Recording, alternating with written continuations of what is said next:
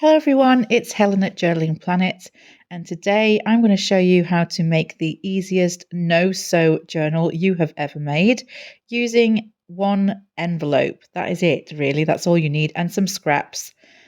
Perhaps a magazine image to put on the front and some embellishments, but we're not going to go much further than that in terms of ingredients needed. I cannot take the credit for this idea. That goes to Nicole at Relax Cut Glue. If you've never watched any of her videos, I recommend that you head on over there and subscribe because she's incredibly inspirational when it comes to magazine art and glue booking. And I've basically been addicted to her channel ever since my husband passed away. It's been a wonderful, comforting place to visit.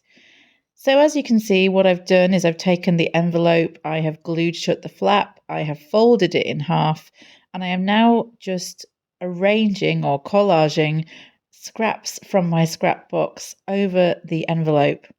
When I watched Nicole do this, she took the scraps over the edge of the envelope and folded them round to the other side. For some reason, I just didn't decide to do that. It was a very easy thing that I could have done. It would have got some of the other side covered, but I just, for whatever reason, I wasn't in that place where I was thinking about it, and I just covered both sides individually. That's a little bit of junk mail interior going down there. I'm using all kinds of things that are just sitting in my scrap box. I just want to get them used up, and I know when I put them all together, they're going to look really interesting. This was an incredibly relaxing thing to do on a day that had been quite difficult for me. If you're looking for a relaxing project, I can 100% recommend this one because there are very few other things more satisfying than simply sitting and gluing down your scraps in a pleasing arrangement. Nothing too taxing, nothing too difficult.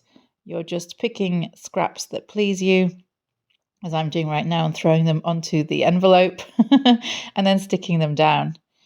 The day that I'd had when I was doing this, when somebody dies, anybody, the person left behind is left with what is known as sadmin, which is basically administration to do with that person's estate. So contacting all of the companies and letting them know what's happened and getting accounts changed over or discontinued.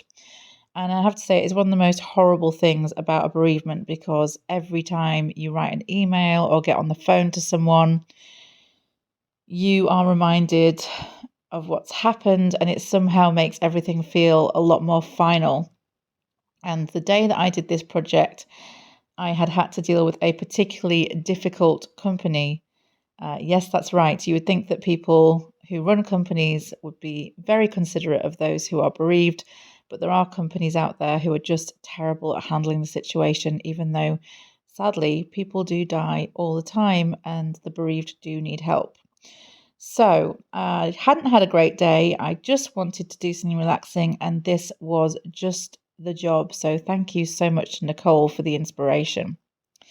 As you can see, I've nearly covered the whole envelope now, on one side at least. And if you're wondering how long this took me in real time, because this is sped up a little bit, the whole thing took me about an hour. I started it quite late in the day because I've been doing lots of admin related activities. And so the project did go over 2 days. I got the envelope covered and then I let it all set, let all the glue set, and then I went back to it the next day. It did not have to take me 2 days, about an hour, just over, if you're going to leave a little bit of time for the glue stick to really set. That's all you need for this project. And I'm pleased to say that by the time I'd covered both sides of the envelope, there was a big dent in my scrap stash, and that was sorely needed.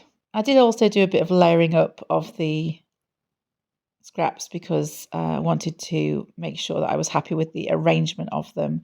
So I didn't just cover it, I did also layer a little bit in places where I thought a little bit more texture would go a long way. And then I just did exactly the same on the reverse. So I'm going to take this time to answer a few questions that have been coming up on my channel about my life after my husband's passing. The kindest and most frequent question is, how are you? Thank you for asking that. I think a lot of widows get asked in the first couple of months how they're doing, and then people kind of assume that they're just getting on with things. And the truth is that, at least for myself and the people who I've spoken to about this, the grief doesn't go away. It is something that you learn to carry with you. So it is always welcome. If you know anybody who's lost a spouse, or if you know anyone who's grieving generally, even if it's been quite a long time since that person passed, it is really, really considerate to check in with that person and ask how they're getting on. So the answer to the question, how am I getting on, is I'm doing okay.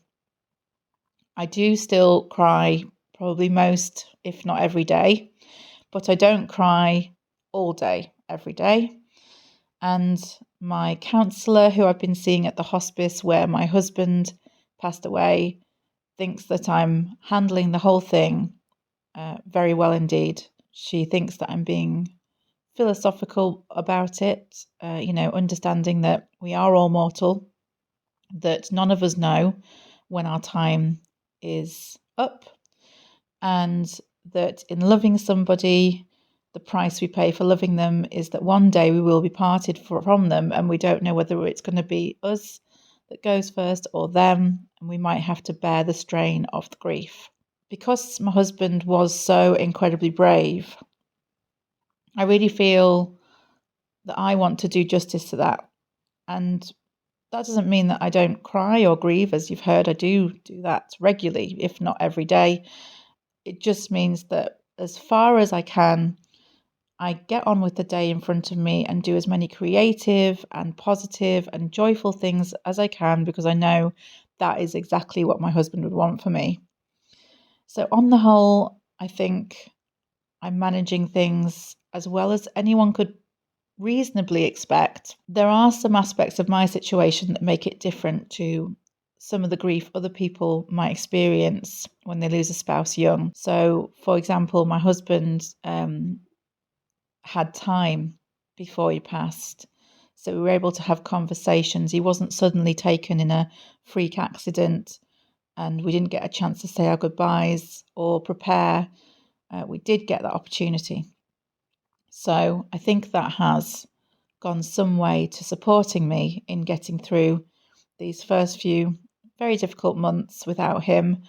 Obviously, I wish every day that he was here, but I do understand that that is beyond my control. And to get that sentence past my teeth, I just had to pause the video because I just burst into tears. So I guess that's proof that, the grief is still there, you still live with it, and it's just part of your journey and who you are. And I would rather feel the grief because it's a way of remembering him and keeping him here. So for the front of this journal, I have used a vintage magazine image. I've used two parts of an advert, essentially, the lady who was in the advert and the writing that was in the advert. And I also glued down some vintage lace. I inked around the edges of the journal completely, just to give it a final touch before gluing down the lace. I think as a rule of thumb on most collages, most people suggest that you go for an uneven number. So I decided to go for 3 things because the background was already very busy. So I didn't want to make it any more complicated than that. Another thing that people have been asking me since my husband passed is whether or not I'm still writing my books. I have just finished editing one of my murder mysteries, which is now with the publishers, and they're ready to publish that in September. But other than that, I have taken a break from writing, and I won't be back at my desk now until September. Shortly, I'm going to be walking the Hadrian's Wall path in honour of my husband, who always wanted to walk the Hadrian's Wall path, and we never quite finished it whilst he was alive due to his illness. So I'm going to be walking that, and then I'm going to be writing a memoir of that walk in his honour. So that will be the next big project on the horizon. So then I took an elastic band, which is why this is the easiest binding in the world, no-sew binding. I took a signature and I put that into the journal. And that was it. That's a journal made in an hour and so relaxing and just no stress. Thank you so much for watching this video. I hope it was useful and I wish you all the best. I will see you in the next video. You take care.